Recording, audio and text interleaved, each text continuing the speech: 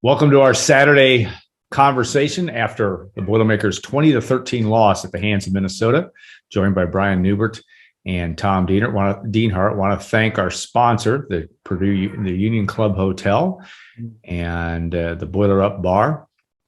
And we appreciate the fact they hosted us on Thursday night, and that was a fun event, talking before this game about what we thought would happen. And Tom, now that the game has transpired, just a tough loss for Purdue. It's a hard one to pin exactly what's going on. 39 points in 3 weeks, 13 points a game is just not enough. That's clear. But where is this team right now after what has to be termed a very disappointing loss to the Minnesota Golden Gophers? Yeah, Purdue played with fire against Oregon State. They could have, delivered the knockout punch early on against the Beavers and didn't really wake up to the fourth quarter. And same with Illinois last week, guys. Too many field goals early on. It took them a while to seal that one, right? It took a fourth quarter touchdown and a quarterback change. And here we are this week, fellas. It finally all caught up and collapsed on Purdue. So, yeah, the red zone was discussed at length in the postgame by Jeff Brom. I'm sure social media was abuzz with red zone analysis about Purdue as well. Personnel issues aren't going to be solved during the season. Heck, it takes 2 or 3 years, maybe. We all know Purdue's personnel issues offensively, right? So anything that's going to change now is going to have to be schematically. Purdue's off next week. Now they have 7 games left. You have to win 3 of them, obviously, to get to a bowl game. So we'll see what Jeff Brom and company come up with, guys. We saw a new wrinkle today with Austin Burton coming in for 3 plays as sort of a change of pace quarterback. He ran it 3 times. I don't know if there'll be more involvement with that moving forward. But again, the urgency is real. And the games are only going to get tougher from here on out. And, we're really what makes this exasperating for me, I was thinking about this as I was getting ready to write my final thoughts was, Purdue's got a nice salty defense here, guys. And they've played well enough for Purdue to win all 4 of these games, or all 5 of these games, right? And you'd hate to see that unit squandered, that effort squandered this year by an offense that can't really find its way when it comes to crunch time, red zone opportunities, running the football, etc. So I think the defense is going to keep its head up and keep playing hard where the offense come up. That's going to be the key, guys. And there's plenty for everybody to focus on moving forward. And everybody can take a step back, exhale, analyze where you're at, and like I said, get busy trying to solve some of these issues.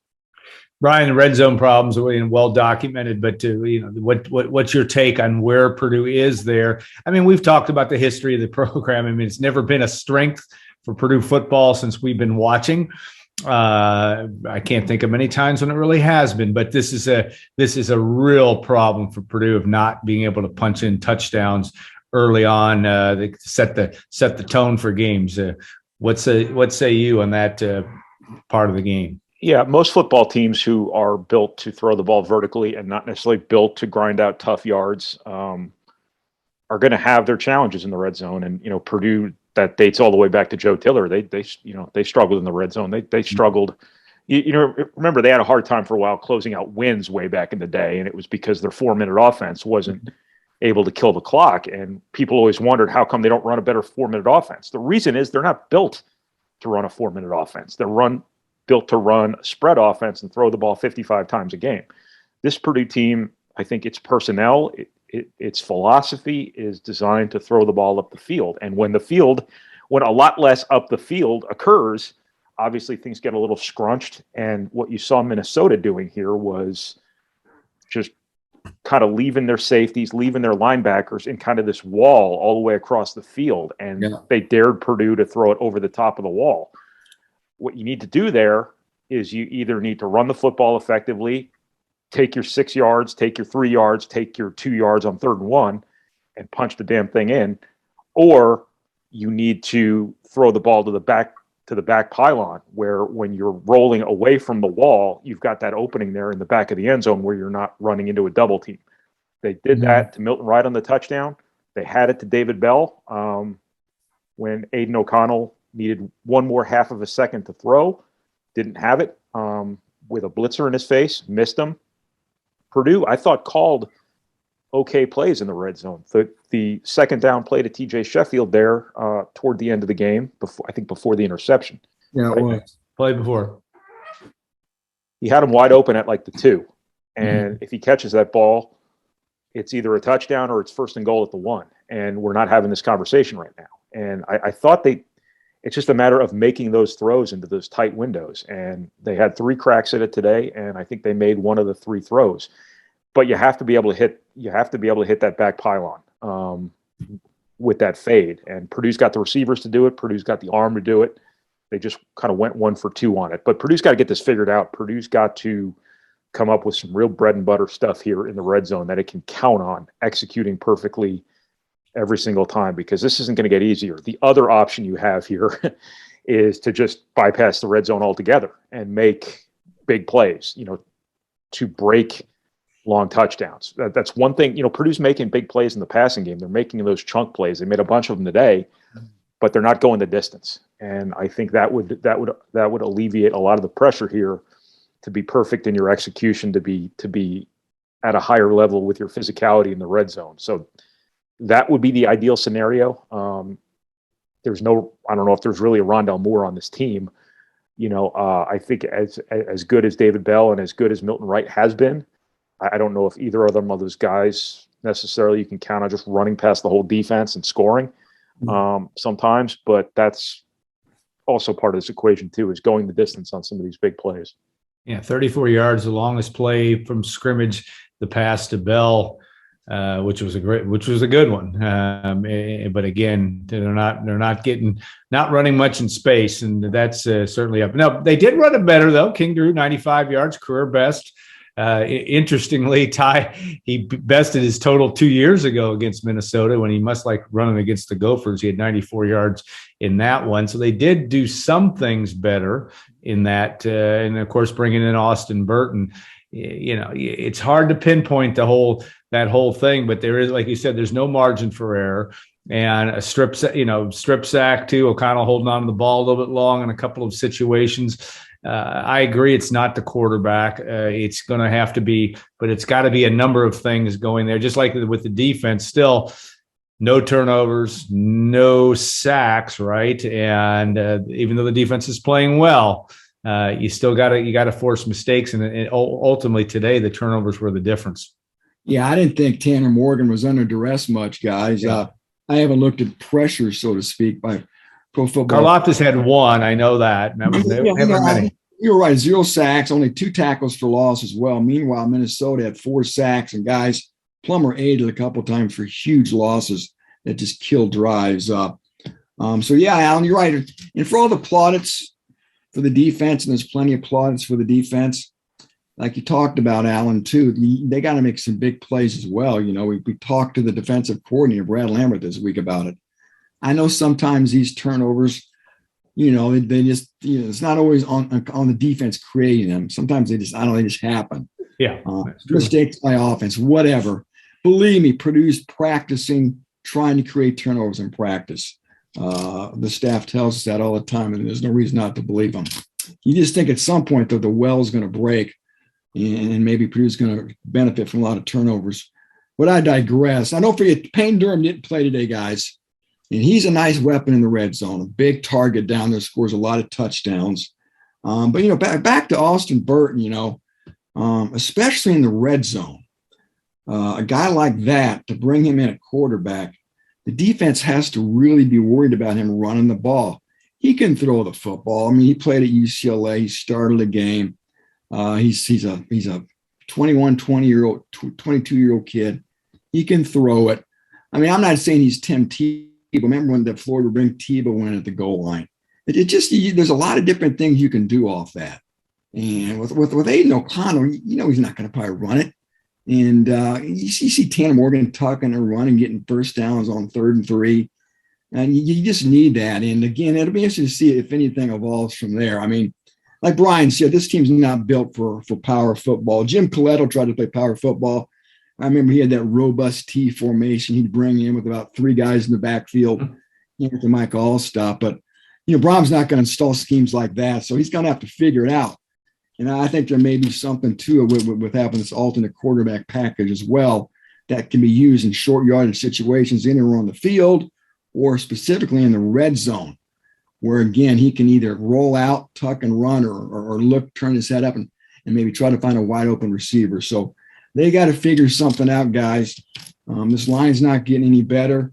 Mike Allsnott's not walking onto that field tomorrow either. So I think we all agree there's plenty to like about this team and this offense. And you hate to see things go by the wayside before they get them all figured out. Because, guys, the next trip for this team is to Iowa City, which is the number 5 team in the country right now. It's coming off a big win against Maryland on Friday night. Yeah, the one good thing about that is they do play Penn State next week. Maybe Purdue can help Purdue in that light, at least from a standpoint of having attention. But that's not Purdue's concern right now. Like I said, they just got to get certain things working in the direction that is going to help them be in a position to close out some games or win some games, because there's going to be some other close games. And I think that's my other question for you, Brian. You look at the rest of the schedule, it's not, you got to go to Iowa and Ohio State, and you're going to be double-digit underdogs in both of those places at least. I guess you're not going to be a triple-digit underdog, but that will be a challenge. But there's still games to win, and there are still things to solve, and coaches, given time, you hope that they can figure that out if you're a Purdue fan. Yeah, I'm trying to come up with a way to hit triple word score here by topping plot it. Yeah, right. Plot it. Plot it. Yeah, there you go. I like that. Yeah, no, I mean, this was a Big Ten game today. This was one of those slugfests where, one big player, one big missed opportunity swings the game, and there's going to be more like this. I think Purdue has shown they can compete with anybody here, or just about any. I mean, I don't know if they can compete with like Alabama or Ohio State. We'll see. But they've been a pretty competitive group here, and you're going to have some games like this. You're probably going to have a game like this at Iowa, because that's how Iowa plays. And you just can't have the disastrous turnover. You just can't have the red zone failures. You can't have all of it wasn't just the red zone, because we are defining the red zone as inside the 20. There were a bunch too, or at least one or two situations too, where you fizzled out on the doorstep of the red zone. So right. I almost call it more like scoring territory kind of thing. You have to capitalize your opportunities here, and you have to give your opponent as few opportunities as possible. That's just kind of the Big Ten winning football 101. And it's something Purdue's kind of really struggled with here, and really struggled with today, obviously. One thing of Tom, I don't know, and I know we don't hardly ever get an injury report of any kind at any time, but Milton Wright also was out a lot in the second half, if I'm correct. We certainly in the radio booth were trying to figure that out. Anything else come from post game from that standpoint? Injuries that Jeff Brom or anybody else made you aware of? Yeah, we didn't ask about any injuries in the post game at all, Alan. I wasn't aware of anything. And I may have missed it on Wright. I don't know if he was out there more than I thought he was. I know that Tim missed it a couple times. They looked at Dedrick Mackey for a while. I know in the game. I know David Bell had a leg looked at one point, and Tyler Witt was out for a while too, the right guard. But like I said, we'll have to find out more later. It didn't appear that there was any serious attrition, which obviously is a good thing. This team's had its fair share of issues already, and there were some surprising actives today, if you will. It was surprising. And we saw obviously DeMarcus Mitchell as well. It's good to get him back. Corey Trice dressed. He didn't play, I don't think, but he dressed, which was a surprise too. So, and David Bell was back too, another game time decision. So some good things there, guys. And now everybody's got a couple weeks to even get better. And hopefully Purdue will go to Iowa City pretty well fortified. Doesn't sound like Xander Horvath to be ready to go, but they should have a pretty solid roster headed west there. I want to say something real quick about Milton Wright. That kid is taking more head-on hits as you're running over the middle. Yeah. And he's holding on to the football. And I think, given some of his inconsistencies this season, I think that bears mentioning. He's going over the middle. He's running face first into a safety or a linebacker. He's getting his face handed to him, for lack of a more colorful term I could use. He's holding on to the football. He's getting back up. He's doing it again. He was really, really good today, I thought. I had the one opportunity down at the goal line. I think the DB broke that up. But other than that, he was really good today.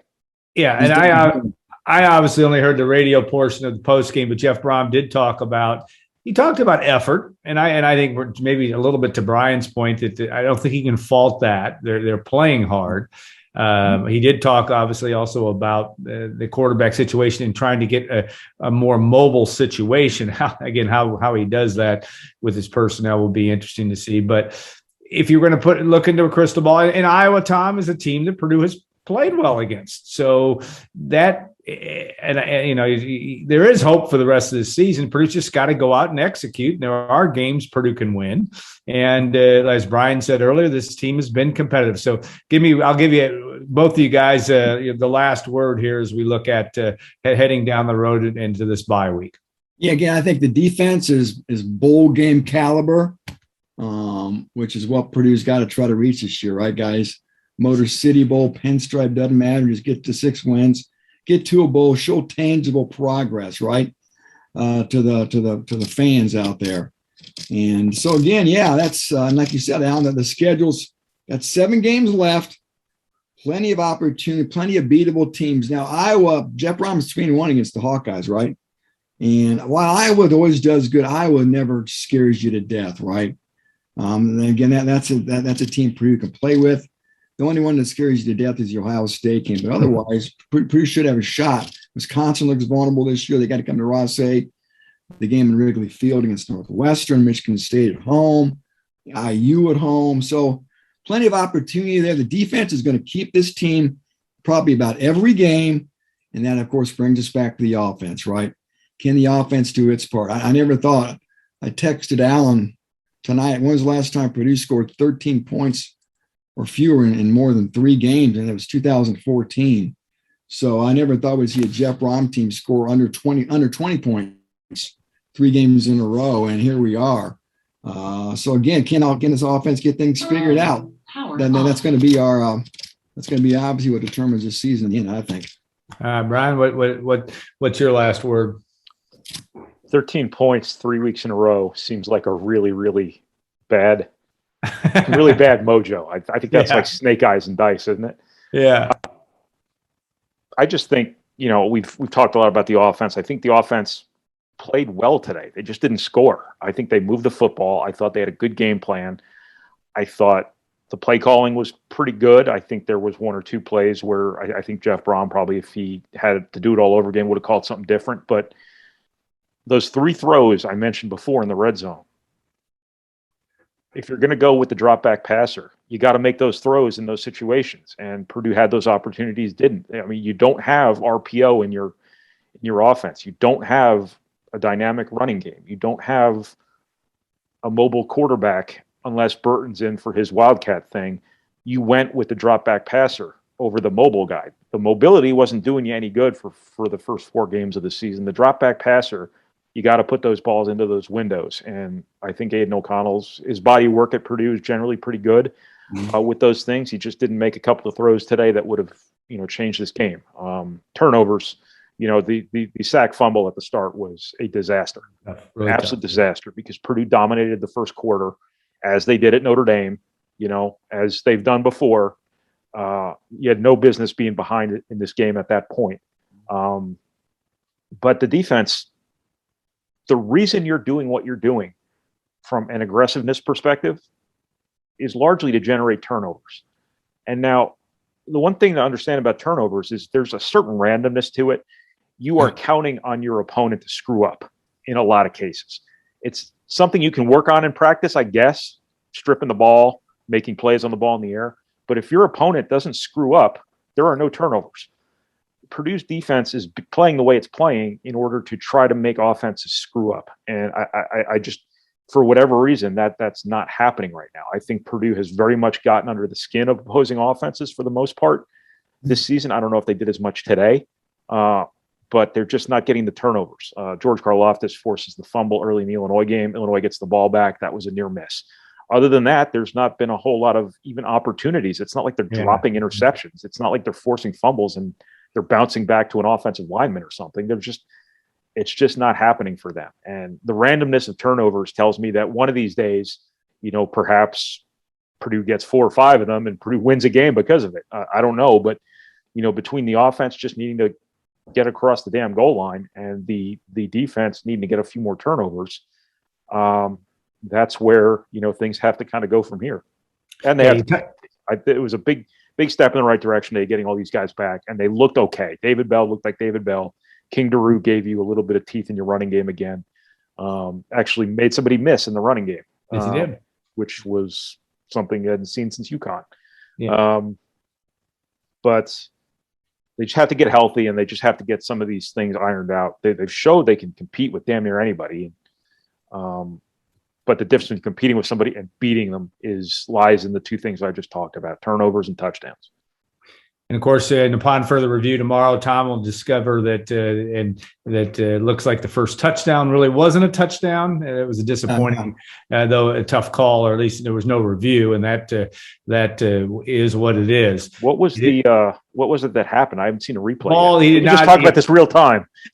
Yeah, he have a staff meeting right now. The ball was apparently he was being bobbled while he was moving forward, I guess. I did not see the replay, but that's what was talked about, and the folks that sent me messages and others that talked about it on our message board. So again, it's a very, very tight window for Purdue. We know that it's going to be that way for the rest of the year, and yet this is going to be a good puzzler for Jeff Brom and company to try to figure this out. The good thing I thought also that Brom talked about, as I said, he really talks positively about this team and how he likes him, and now we'll find out if they can get mold together and continue to, or at least get themselves in a position to win the games that they should win or can win, I should say. And that will be a storyline to what finishes up the 2021 season. So our next Saturday simulcast will be in 2 weeks, as we will have the post Iowa coverage as well. And obviously we'll have some basketball on the site this week and a number of other things as we get to a bye week under our belt. So all right, have a great weekend, everybody. Tom, Brian, thanks so much. Thanks to the Union Club Hotel and the Boiler Up Bar for their sponsorship, and also a reminder, too, that you can subscribe to GoldandBlack.com. Just go to our site and please consider doing that. So have a great rest of the weekend, and thanks for watching, and thanks for listening.